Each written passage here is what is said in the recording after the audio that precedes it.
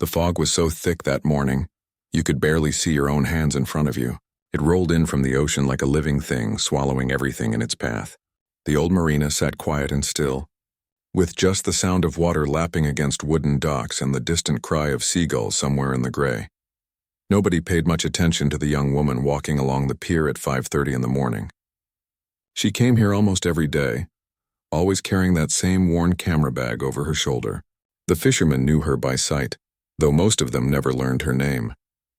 She was the girl who took pictures of their boats, always there before sunrise, always polite when she got in their way. This particular morning started like any other. She set up near the end of the dock, adjusting her camera settings in the dim pre-dawn light. The battery indicator showed full charge. She'd remembered to charge it the night before, like always. Her water bottle sat beside her camera bag. Her phone was tucked in her jacket pocket. Everything was exactly as it should be. What happened next, nobody saw. The fog was too thick. The fishermen were too busy loading their gear and checking their equipment. One moment she was there, and the next moment she simply wasn't. It was as if the fog had reached out and pulled her into itself. By 8 o'clock that morning, someone noticed the camera sitting on the dock. It was an expensive piece of equipment just left there in the open. That wasn't normal.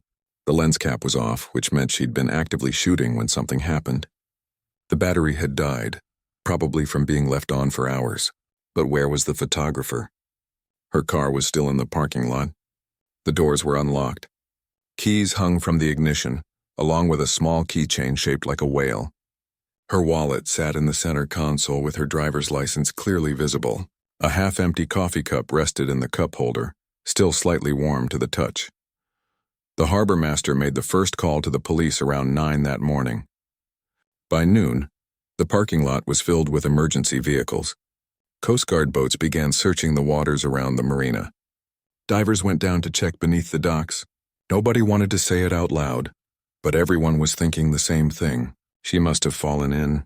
Her parents got the call at work, the kind of call that makes your blood run cold and your legs go weak. Their daughter was missing. Last seen at the marina. Could they come down to the station? The drive to the police station felt like it took forever and no time at all. They kept calling her phone over and over, hearing it ring and ring and ring with no answer. Her younger brother saw it on social media before anyone called him. Someone had posted a photo of the police cars at the marina, with a caption asking what was going on. He recognized her car in the background of the photo. His hands were shaking so badly he could barely dial his parents' number. The first news broadcast went out that evening. Local photographer missing from Seattle waterfront. 24 years old. Graduate student studying marine biology. Last seen early this morning. If you have any information, please contact the police. They showed her photo, the one from her university ID where she was smiling, her hair pulled back in a ponytail. The search grew bigger every day. Volunteers showed up by the dozens. They walked the beaches for miles in both directions, looking for any sign of her. Dive teams searched deeper waters. Helicopters flew grid patterns over the sound. Everyone wanted to help bring her home. Her mother couldn't sleep. She sat by the phone day and night, jumping every time it rang. Her father organized search parties, making flyers, talking to reporters, doing anything that made him feel less helpless. Her brother created posts that got shared thousands of times. Have you seen this woman? Please, if you know anything, come forward. The local news covered the story every single night. The woman who vanished from the marina became the mystery everyone was talking about. People shared theories online. Maybe she ran away. Maybe she had an accident. Maybe something terrible happened. The speculation was endless, and most of it was painful for her family to read. 3 weeks passed, then 4. The massive search efforts began to slow down. The Coast Guard explained to her parents about ocean currents, about how bodies can travel miles from where they enter the water, about how sometimes the sea doesn't give back what it takes. These were things no parent should ever have to hear. 2 months in, the official search and rescue operation was scaled back. They hadn't found anything. No clothing, no signs of struggle, no body, just that camera sitting on the dock and a car with keys in the ignition. The case wasn't closed, but resources had to be moved to other emergencies. Her family understood, but understanding didn't make it hurt any less. The community held a vigil on the beach. Hundreds of people showed up holding candles in the darkness. They shared memories of her. Her professors talked about her passion for marine life. Her classmates remembered her laugh. Her family stood together, hollow-eyed and exhausted, accepting hugs from strangers who genuinely cared. As fall turned into winter, the crowds of volunteers dwindled. The news stories became less frequent. Life moved on the way it always does, even when it feels impossible. Her room at home stayed exactly as she'd left it. Her mother still cooked enough food for 4 people instead of 3. Her brother still sometimes forgot and almost texted her before remembering. The hardest part wasn't the not knowing, though that was agony. The hardest part was watching hope die a little more each day. In the beginning, everyone believed she'd be found. As the weeks turned into months, people stopped saying, "when we find her," and started saying, "if we find her." Eventually, most people stopped talking about finding her at all. By the time the calendar flipped to a new year, most of the world had moved on to other tragedies, other mysteries, other missing people. Her face wasn't on the news anymore. The search parties had stopped. Even some family members had started using the past tense when they talked about her. But out there, somewhere beyond the fog and the gray water and the endless horizon, a truth was waiting. A truth that nobody could have imagined. A story of survival that defied every odd. A girl who refused to disappear, even when the whole world thought she was gone forever. The water was so cold it felt like knives stabbing into her skin. One moment she'd been leaning over the edge of the rocky outcrop, trying to get the perfect shot of seals basking in the early morning light. The next moment her foot slipped on wet moss and she was falling, the camera flying from her hands as she hit the water. The shock of it drove the air from her lungs. She tried to swim back toward the rocks, but the current had other plans. It grabbed her like a giant invisible hand and pulled her away from shore. She fought against it, her arms burning with effort, but fighting a riptide is like fighting the wind. You can't win. Panic set in when she realized how fast the shoreline was disappearing. The marina, the docks, everything familiar was shrinking into the fog. She screamed for help, but her voice was nothing against the sound of waves and wind. The cold was seeping into her bones now, making her movements sluggish and clumsy. She didn't know how long she'd been in the water when she saw it. A piece of debris, maybe from an old boat or a broken dock.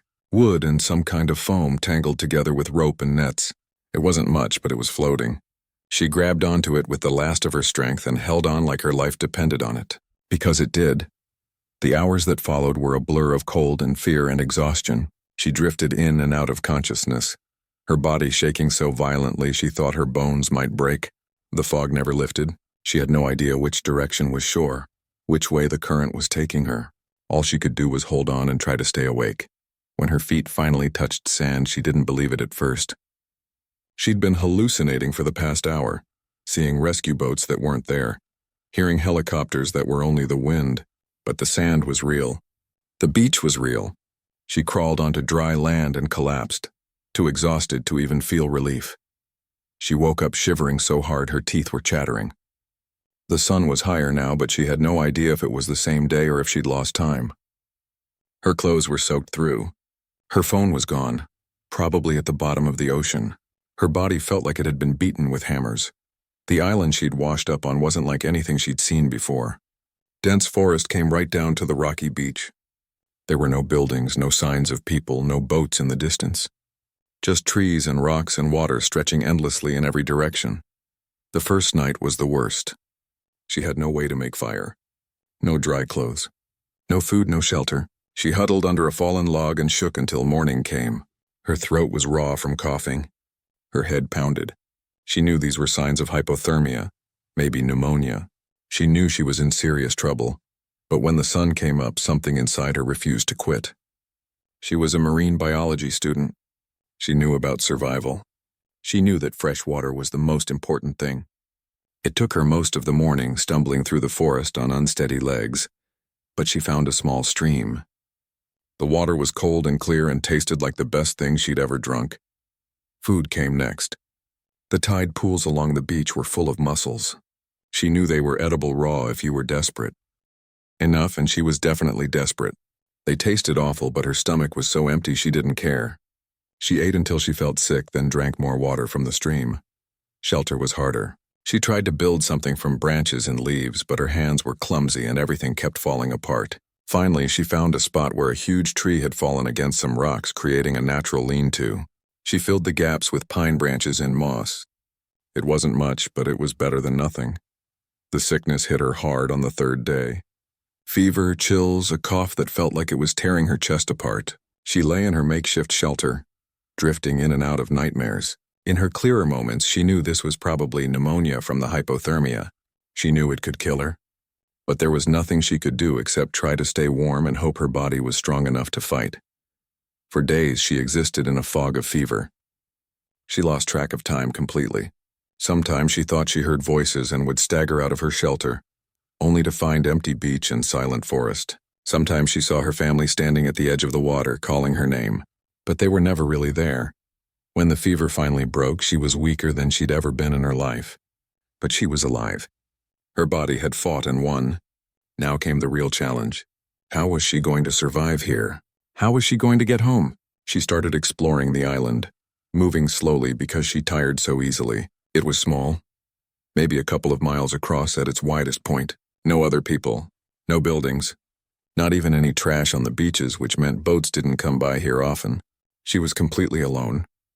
The reality of it hit her one evening as she sat on the beach watching the sunset. Nobody knew where she was. Nobody was looking for her here. The current had carried her miles from where she'd fallen in. For all anyone knew, she'd drowned. They might have already stopped searching. Her family might be planning her funeral. She cried then for the first time since washing up on the island. Great heaving sobs that left her exhausted and empty. She cried for her parents and her brother. She cried for her old life. She cried because she was scared and alone and didn't know if she'd ever see home again. But when the tears dried up, something else took their place. Determination. She wasn't going to die here. She wasn't going to give up. If nobody was coming to save her, then she'd have to save herself. She found a sharp rock and used it to carve a mark into a piece of driftwood. One day, tomorrow, she'd carve another mark. And another. She'd keep track of time. She'd stay human. She'd stay sane. She gathered wood for signal fires, piling it high on the beach where it might be seen. She arranged white stones in the sand, spelling out SOS in letters as big as she could make them. She practiced starting fires with friction, failing over and over until her hands were raw and bleeding. But eventually she got a spark, and then a flame. The weeks turned into months. She learned which berries were safe to eat and which would make her sick. She figured out how to catch fish by cornering them in the tide pools. She made crude tools from stones and shells. She talked to herself constantly, narrating everything she did because the silence was driving her crazy. She had conversations with imaginary versions of her family. She told her mother about the sunset. She showed her brother the crabs she'd caught. She asked her father's advice on building a better shelter. It helped keep the loneliness at bay, even though part of her knew it meant she was losing her grip on reality. The ravens were the only real company she had. They watched her from the trees, curious about this strange human who'd invaded their island. Eventually, they got bold enough to steal scraps of her food. She started talking to them too, naming them, telling them her plans. Time lost all meaning. Days blended together. She'd carve her mark in the driftwood each morning. But sometimes she'd forget and the count would be off. She tried to stay hopeful, but hope was getting harder to hold on to. Every plane that passed overhead without seeing her. Every boat that stayed too far from shore. Every day that ended with her still alone, but she kept going. She kept building her signal fires, kept arranging her stones, kept surviving. Because somewhere deep inside she still believed that someone would find her. Somehow, someday, she'd get home. The piece of mirror was small, no bigger than her palm. She'd found it wedged in the torn fabric of her camera bag. The bag she'd managed to hold on to even as the current swept her away. For months she'd been using it to check cuts and scrapes, to look at how thin her face had become, to remind herself that she was still a real person. But on this particular morning, something different happened. She was sitting on the beach, absently tilting the mirror back and forth when the sun hit it at just the right angle. A beam of light shot across the water, bright and sharp and unmistakable. It lasted only a second before the angle changed, but that second was enough to spark an idea. Light could travel for miles. Light could be seen from far away. Light could be a signal. She stood up so fast she nearly dropped the mirror. Her heart was pounding as she held it up again, trying to recreate that perfect angle. There, The sun caught the glass and sent another beam dancing across the waves. She moved it slightly and the beam moved too. She had control over it. She could aim it. The problem was she didn't know Morse code. Not really. She vaguely remembered something from a class she'd taken in college. One of those random electives that seemed pointless at the time. SOS was 3 short, 3 long, 3 short. She was pretty sure about that. But was there more to it? Were there other codes she should know? She wished desperately that she'd paid more attention in that class. She wished she had her phone to look it up. She wished for a lot of things. But wishing wouldn't save her. Action would, so she practiced. Day after day, she stood on the beach and practiced making flashes with the mirror. 3 quick flashes, 3 slow flashes, 3 quick flashes again. Her arms got tired. Her eyes hurt from squinting in the bright sunlight. But she kept going. The tricky part was timing. Ships and boats didn't come by often, and when they did, they were usually far away. She'd see a speck on the horizon and her pulse would race. She'd grab her mirror and start flashing, but by the time she got into position, the boat would already be moving away, or the angle would be wrong, or clouds would cover the sun at exactly the wrong moment. It was frustrating in a way that made her want to scream. She'd been on this island for what felt like forever. Her tally marks on the driftwood numbered in the hundreds now. Though she'd lost count of the exact number, she'd survived impossible things. She'd beaten hypothermia and fever. She'd learned to live on mussels and fish and rainwater, and now she had a way to signal for help, but nobody was close enough to see it. Some days she wondered if she should give up on being rescued. Maybe she should just accept that this island was her home now. She could survive here. She knew how to find food and water. She'd built a decent shelter. The loneliness was crushing, but humans were adaptable. Maybe she could adapt to this too, but then she'd think about her family. Her mother's face. Her father's laugh. Her brother's terrible jokes. She'd think about hot showers and clean clothes and pizza and music and all the small things that made life worth living. And she'd pick up the mirror again and keep trying. The morning everything changed started like any other morning. She woke up with the sun, ate some of the fish she'd caught the day before, drank from the stream. Her routine was so automatic now she barely thought about it. Check the signal fires. Make sure the SOS stones were still arranged properly on the beach. Scan the horizon for boats, and there was a boat. But something about this one was different. It wasn't following the usual routes. It was moving slowly, zigzagging back and forth like it was searching for something. Not searching for her, obviously. They probably didn't even know this island existed. But still, it was closer than boats usually came. Her hand shook as she grabbed the mirror. This might be her only chance. The boat was maybe a mile out, moving parallel to the shore. If she could just get their attention. If they would just look this way. She climbed up onto the highest rock outcropping she could safely reach. The sun was behind her, which was perfect. She took a deep breath and started flashing. 3 short, 3 long, 3 short, over and over. Her arms were already getting tired, but she didn't stop. She couldn't stop. The boat kept moving. It didn't slow down or turn. She felt hope starting to crumble inside her chest. That familiar feeling of defeat she'd felt so many times before. But she kept flashing. What else could she do? This might be her last chance for weeks, maybe months. 3 short, 3 long, 3 short. The sun was so bright it was making her eyes water. Or maybe those were tears. She couldn't tell anymore. Her arms felt like they were on fire from holding them up for so long. Just a little longer. Please, just a little longer. And then, impossible as it seemed, the boat turned. Not a lot at first. Just a slight change in direction. She thought maybe she was imagining it, the way she'd imagined so many rescues before. But no, it was definitely turning. It was coming toward her island. She kept flashing the mirror even though her whole body was shaking now. She was afraid to stop, afraid that if she stopped, they'd turn around and leave. The boat was getting closer. She could see people on the deck now. They were pointing at the island. At her, she wanted to scream, to jump up and down, to wave her arms. But she forced herself to stay calm and keep signaling. 3 short, 3 long, 3 short. Don't stop until they beach the boat. Don't stop until you're sure they've seen you. The boat was close enough now that she could hear the engine. She could see faces. Real human faces that weren't just in her imagination. One of them was holding binoculars looking right at her. Another person was on a radio, probably calling for help. Only then did she lower the mirror. Her arms dropped to her sides, suddenly too heavy to hold up anymore. She tried to climb down from the rock, but her legs wouldn't work properly. 10 months of survival, 10 months of fighting and hoping and refusing to give up. And now that rescue was finally here, her body decided to quit. She made it halfway down before her knees buckled. She sat down hard on the rock, still watching the boat approach. It was real. This was really happening. After all this time, after all those failed attempts, someone had finally seen her signal. The boat pulled up as close as it safely could to the rocky shore. A man in his 50s jumped into the shallow water, not even bothering to take off his boots. He was saying something, but she couldn't hear it over the rushing in her ears. Behind him, other people were shouting into radios, talking urgently about coordinates and medical evacuation. She tried to stand up, to walk toward them, to meet them halfway. But her body had carried her as far as it could go. She'd spent 10 months being strong, being brave, being a survivor. Now with rescue finally here, she didn't have to be those things anymore. The man reached her just as her vision started going dark around the edges.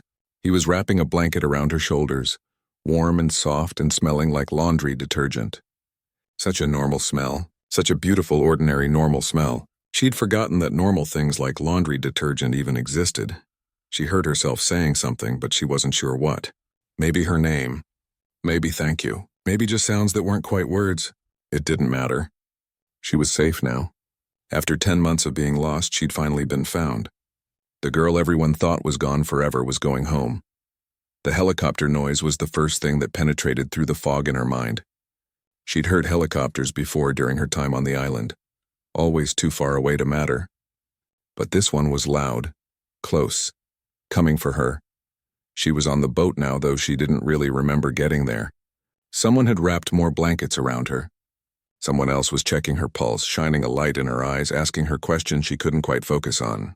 The deck was moving beneath her, and for a moment panic seized her. Water. She'd almost drowned in the water. But no, she was safe. She was on a boat. People were helping her. The marine biologist who'd spotted her signal was kneeling beside her. His name was something starting with J, but her brain couldn't hold on to it. He had kind eyes, though, and he kept telling her she was going to be okay. She wanted to believe him.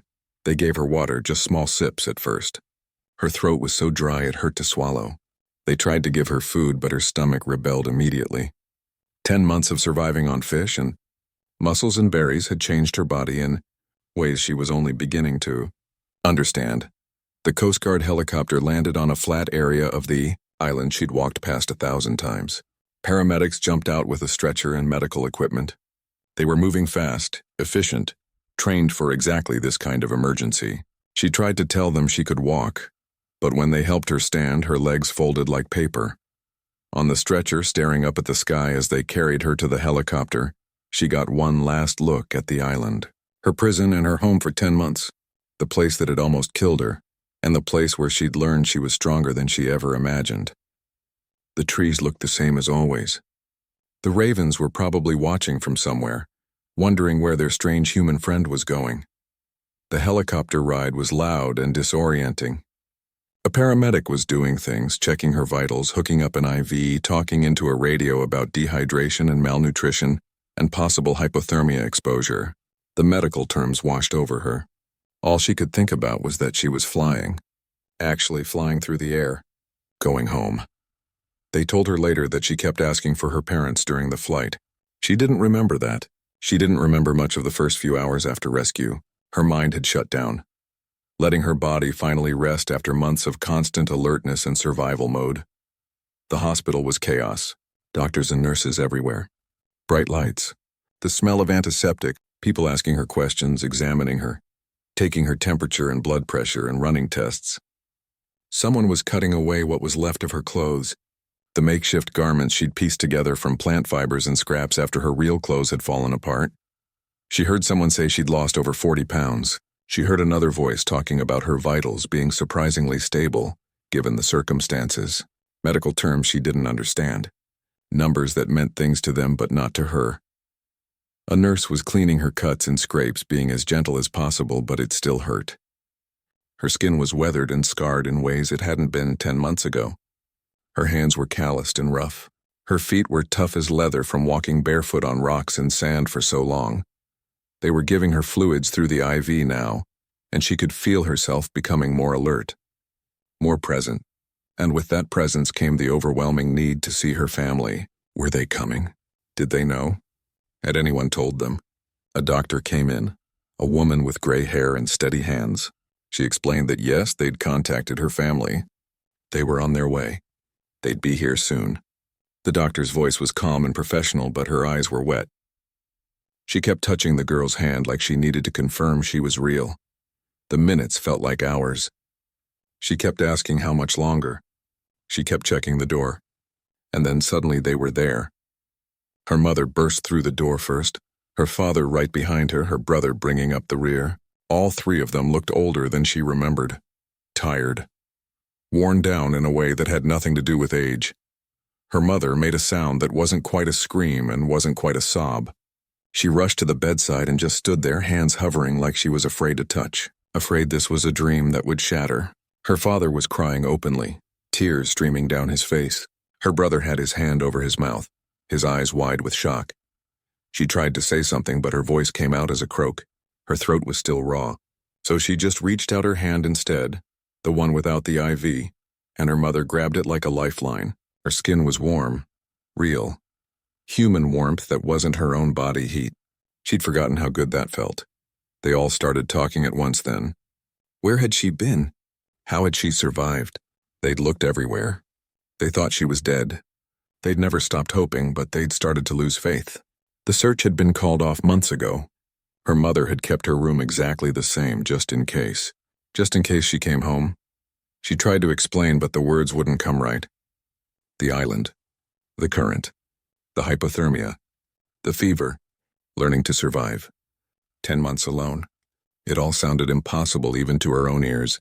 How do you sum up 10 months of survival in a few sentences? The doctors eventually had to limit the visiting time. She needed rest. Her body was in shock. Her family could come back tomorrow. The protestations were immediate and loud, but the medical staff was firm. She needed to stabilize. They could see her again in the morning. Her mother kissed her forehead before leaving, whispering that she loved her over and over. Her father squeezed her hand so tight it almost hurt. Her brother just looked at her like he was memorizing her face, making sure she was really there. When they left, the room felt too quiet, too empty. For 10 months she'd been desperate for silence, for a break from the constant sound of waves and wind and her own voice talking to herself. Now the silence felt wrong, unnatural. A psychiatrist came to see her that evening, a gentle woman who asked carefully worded questions about her mental state. Had she had thoughts of self-harm while on the island? Was she hearing voices, seeing things that weren't there? She answered honestly. Yes, she'd hallucinated. Yes, she'd talked to imaginary versions of her family. Yes, she'd named the ravens and had conversations with them. Yes, there were moments when giving up seemed easier than continuing. But no, she never actually tried to hurt herself. Surviving had been too important. Getting home had been the only thing that mattered. The psychiatrist nodded, taking notes, her expression neutral and professional. She explained that what the girl had experienced was normal given the circumstances. Isolation does things to the human mind. The brain creates company when there is none. It's a survival mechanism, not a sign of permanent damage. That night, alone in the hospital room, she couldn't sleep. The bed was too soft. The room was too warm. There were too many sounds, beeping machines and footsteps in the hallway and voices at the nurse's station. On the island, she'd learned to sleep through storms and wind and the cries of seabirds. But this civilized noise kept her awake. She got up, pulling her IV stand with her, and went to the window. The city spread out below her, thousands of lights twinkling in the darkness. Cars on the roads, people in buildings, life happening everywhere. So much life, so much noise and movement and humanity. 10 months ago, she'd been part of this world and hadn't even appreciated it. She'd complained about traffic and bad weather and minor inconveniences. Now looking at the city from her hospital window, every light seemed like a miracle. Every car meant someone going somewhere. Every lit window meant someone was home, safe, warm, surrounded by the things that made them human. She pressed her hand against the glass, feeling the coolness of it. Real glass, real buildings, real civilization. She was back. After 10 months of being lost, 10 months of everyone thinking she was dead. 10 months of surviving against impossible odds. She was finally back. But standing there in the dark hospital room, she realized something that scared her. She was back, yes, but she wasn't the same person who disappeared from that marina. That girl was gone. In her place was someone harder, stronger, more aware of how fragile life really was. Someone who'd learned to survive alone but wasn't sure she remembered how to live with others. The real challenge, she understood now, wasn't the rescue. It was everything that came after. She'd learned how to survive on an island. Now she had to learn how to survive in the real world again, and somehow that felt just as impossible. The news truck showed up at the hospital the next morning. Dozens of them, with satellite dishes and cameras and reporters all wanting the same thing. The story. The miracle. The girl who came back from the dead. Her family tried to shield her from it, but there was no escaping the attention. She was international news now. The missing student who survived 10 months alone on an island. People were calling it a miracle. Some were calling it impossible. Everyone wanted to know how she did it. The hospital staff had to increase security. Reporters were trying to sneak in disguised as visitors. Her room number got leaked somehow and strangers were showing up, asking for autographs, wanting selfies. It was overwhelming in a way the island never had been. At least on the island, she'd been alone by circumstance, not by choice. Here, surrounded by thousands of people, she felt more isolated than ever. Her mother brought clothes from home. Normal clothes. Jeans and a soft sweater and clean socks. After 10 months of wearing rags made from plant fibers, the fabric felt strange against her skin. Too smooth. Too manufactured. She almost asked for her island clothes back before realizing how crazy that sounded. The physical recovery was faster than anyone expected. Her body had adapted to survive on minimal food, and now with proper nutrition and rest she was gaining strength quickly. But the doctors were more worried about her mind than her body. She jumped at sudden noises. Loud voices made her flinch. Crowds sent her into panic attacks. At night she'd wake up screaming, convinced she was back on the island, that the rescue had been just another hallucination. The hospital psychiatrist visited daily, explaining that these were normal trauma responses. It would take time to adjust. 3 weeks after her rescue, she was finally discharged from the hospital. Going home should have been a relief, but stepping into her childhood bedroom felt surreal. Everything was exactly as she'd left it 10 months ago. Her laptop on the desk, her clothes in the closet, textbooks stacked by her bed. It was like walking into a museum exhibit of her old life. Her mother had cooked all her favorite foods, but she could barely eat any of it. Her stomach had shrunk. Rich foods made her nauseous. She found herself craving the simple things from the island. Plain fish, fresh water, berries. Her body remembered what it needed to survive, even if her mind wanted to forget. The nightmares were the worst part. Every night she was back on the island. Sometimes she was drowning in the initial current. Sometimes she was dying of fever. Sometimes she was signaling for help and no one ever came. She'd wake up gasping, disoriented, not sure which life was real and which was the dream. Her brother was the one who suggested therapy. Not the hospital psychiatrist with her clinical questions, but someone who specialized in trauma and survival, someone who could help her process what she'd been through. She agreed, mostly because she didn't know what else to do.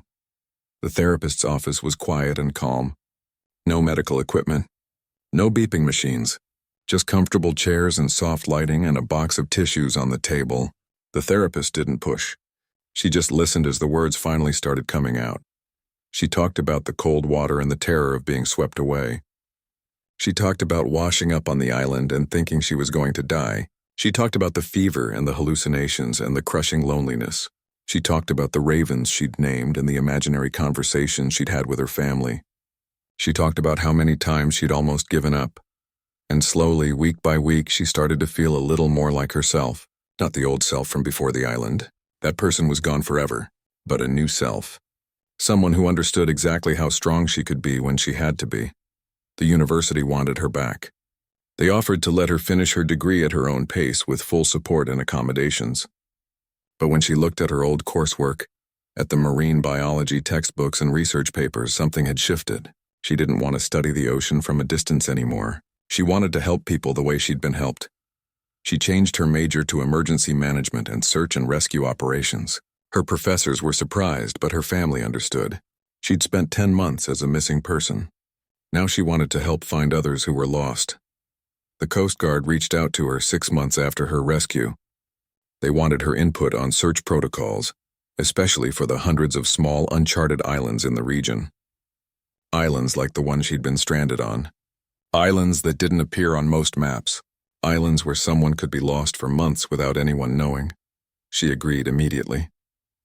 If her experience could help even one person get found faster, get rescued sooner, then maybe it had all been worth something. Maybe there was purpose in what she'd survived. She started giving talks at maritime safety conferences. At first it was terrifying, standing in front of crowds telling her story. But people needed to hear it. Sailors and boaters and coastal residents needed to understand that the unthinkable could happen, that you could be an experienced person, doing everything right and still end up in trouble. A publisher approached her about writing a book. She hesitated at first. Reliving those 10 months in enough detail to fill a book seemed impossible. But her therapist encouraged it. Writing could be therapeutic, and more importantly, the proceeds could fund maritime safety programs. So she wrote. Late at night when the nightmares kept her awake anyway, she'd sit at her laptop and type.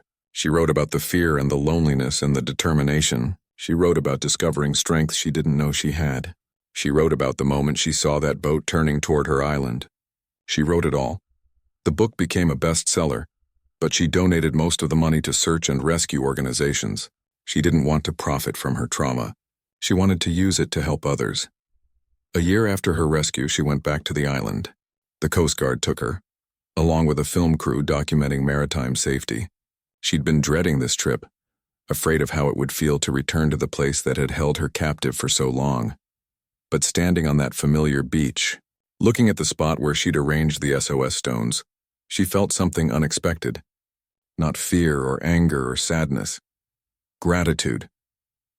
This island had tested her in every way possible. It had broken her down and forced her to rebuild herself. It had taken everything from her and then given her a chance to earn it all back. She helped the Coast Guard mark the island properly on their charts. She showed them the best landing spots and the fresh water source. She explained how easy it would be for someone to get stranded here, how invisible the island was from normal boat routes. They designated it as a wildlife preserve and installed an emergency beacon. If anyone else ever ended up here, they'd have a way to call for help. They wouldn't have to survive for 10 months like she did. 2 years after her rescue, she graduated with her degree in emergency management. Her family was there, crying and cheering louder than anyone. She'd done it. She'd survived the impossible, and then built a new life from the pieces. She got a job with the Coast Guard Search and Rescue Division. Every missing person case she worked on felt personal. She knew what it was like to be lost. She knew what families went through, waiting and hoping and slowly losing faith. She worked harder than anyone else on her team because she'd been on both sides of a rescue. She still had bad days. Days when crowds felt suffocating and she had to escape to somewhere quiet. Days when she woke up convinced she was back on the island. Days when the trauma felt fresh and raw instead of years old. But she also had good days.